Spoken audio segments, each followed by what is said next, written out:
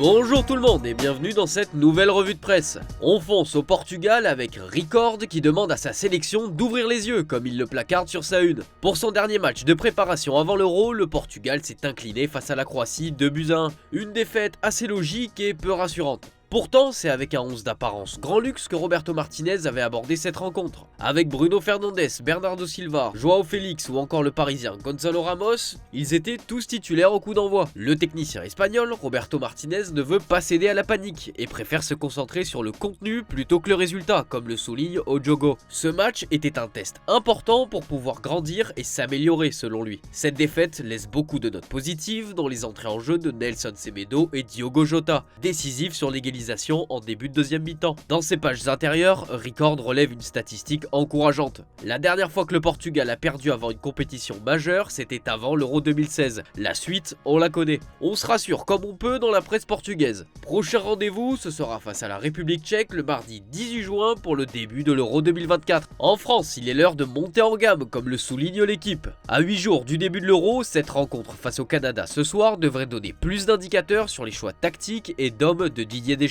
Et un joueur qui pourrait bouleverser toute la hiérarchie et profiter de ce flou, c'est Bradley Barcola. L'équipe a décidé de retracer l'ascension fulgurante de ses débuts à Lyon jusqu'à l'équipe de France. Déjà passeur décisif pour sa première face au Luxembourg il y a quelques jours, sa qualité de centre est une arme extrêmement importante et qui pourrait le rendre indispensable dans le 11. L'autre élément qui a une belle carte à jouer, c'est Marcus Thuram. Avec la retraite internationale d'Olivier Giroud, une place s'offre à lui. Au milieu de terrain et en défense, il y a beaucoup moins de place à prendre. Camavinga aura l'occasion de se montrer ce soir face au Canada, idem en défense pour Benjamin Pavard et Dayot ou Upamecano, légèrement touché mais qui devrait être apte pour ce soir. En Allemagne, la hype monte concernant l'Euro 2024. Encore 5 jours, comme le fait remarquer Bild sur sa une. Outre-Rhin, cette compétition est extrêmement attendue, au point que la presse du pays met à l'honneur les femmes des joueurs de la sélection. Bild relaye les différents métiers de chacune d'entre elles qui participent indirectement à la réussite des Allemands. Élément plus inquiétant en revanche, ce sont les performances de Manuel Neuer.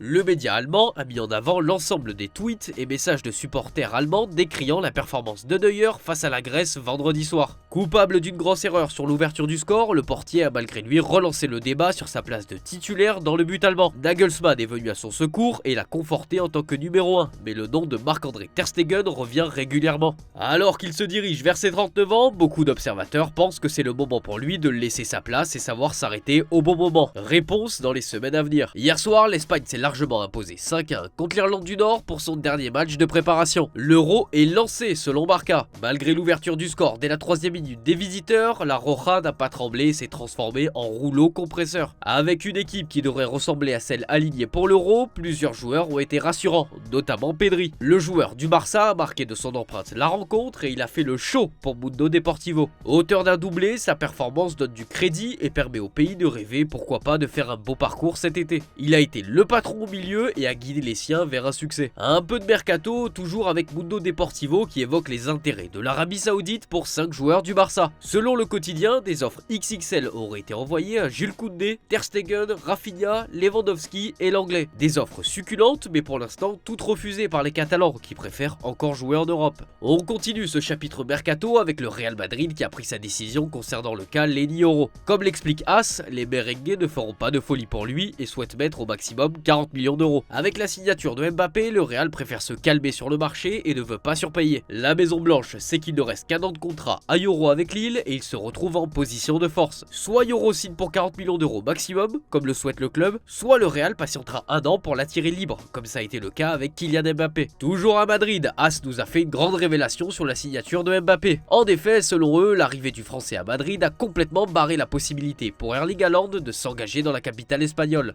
Selon des sources proches du joueur, le rêve du buteur norvégien était de s'engager au Real Madrid à l'été 2025. Un transfert qui s'annonce compliqué mais pas impossible. Une clause permet aux joueurs de s'en aller à partir de l'été 2024 pour un montant abordable pour les clubs hors première ligue. Ce chiffre diminue également au fil des années. City a commencé les démarches pour prolonger le joueur, mais Haaland n'a pas voulu encore s'asseoir pour négocier. Il a un contrat jusqu'en 2027. Le nouveau Santiago Bernabéu fournira au Real Madrid 150 millions d'euros la saison prochaine. Un atout supplémentaire de taille pour avoir plus de marge de convaincre Haaland et ainsi rassembler dans la même équipe Haaland, Mbappé, Bellingham et Vinicius. On termine ce tour de l'actualité avec l'Angleterre qui attend l'éveil de sa star, Jude Bellingham, comme placardé par The Sun sur sa une. Fort de sa saison au Real Madrid, l'Anglais doit apporter son expérience et sa mentalité de gagnant à un pays qui ne connaît plus le succès depuis plus de 50 ans. Le sélectionneur Gareth Southgate a voulu faire retomber cette pression et a déclaré qu'il ne faut pas s'attendre à ce que Bellingham soit le sauveur de la nation. Nous avons beaucoup de bons joueurs et c'est au collectif de gagner ce tournoi. Si nous comptons sur une seule personne, impossible de l'emporter. La course est lancée pour que Southgate trouve la bonne formule à une semaine du début de la compétition face à la Serbie. Et le chantier est grand, notamment en défense. En plus de la blessure de John Stones, il va devoir faire un choix concernant Luke Shaw. Malgré des doutes sur son état physique, Luke Shaw se sent prêt, comme il l'a indiqué au Daily Express. Écarté des terrains pendant 4 mois en raison d'une blessure aux ischio-jambiers, aggravée par son envie d'être rétabli pour la finale de FA Cup, le latéral gauche explique que Manchester United lui a mis la pression. Le principal intéressé révèle que les Red Devils l'ont forcé à revenir au plus vite même s'il n'était pas prêt. Un épisode qui aurait pu lui coûter sa place à l'Euro. Une période récente difficile pour l'arrière-gauche qui a aussi vu les fans remettre en cause son amour pour Manchester. Une nouvelle qui l'a affecté comme il l'a avoué lui-même. C'est tout pour cette revue de presse, merci de l'avoir suivi et à demain pour de nouvelles vidéos sur Foot Mercato.